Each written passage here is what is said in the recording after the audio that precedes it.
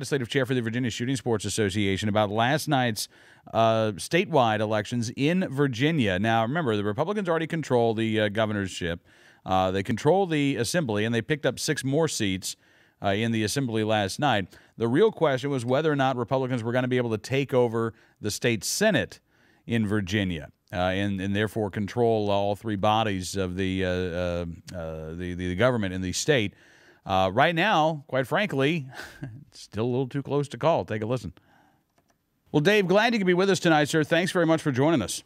Thanks a lot, Cam. Yesterday, Election Day in Virginia, and we still aren't quite sure of what the final tally is going to be. It looks like Republicans picked up at least 1 seat in the state Senate, maybe 2, and if they get that second seat, and right now the Republican, I guess, is leading by 84 votes, then that means a 20-20 split in the state Senate. What does that mean for gun owners?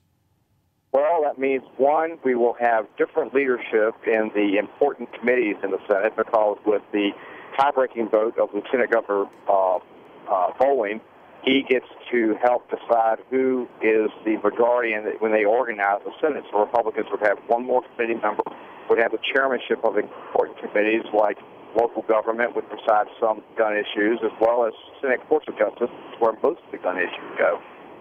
Okay, so, I mean, again, that second seat is awfully important, because otherwise the Democrats are going to maintain control.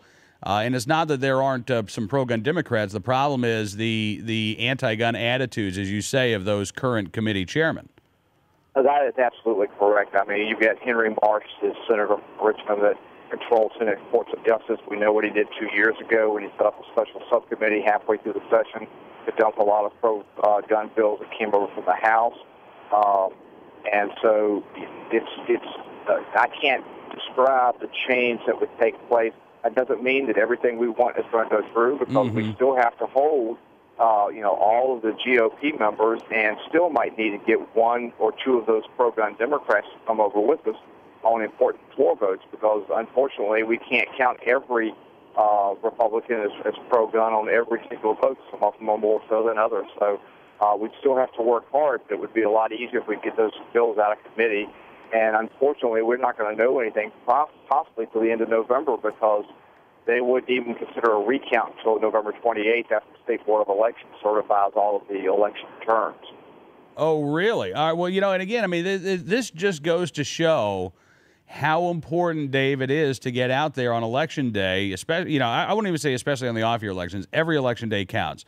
Because, as you say, I mean, we're not going to know maybe for weeks what the results of this are going to be. But the bottom line is, I mean, less than 100 votes in this Senate district. And, you can look at some of the other districts last night, and a couple of thousand votes either way would have made the difference, and perhaps, would have given gun owners a comfortable victory last night.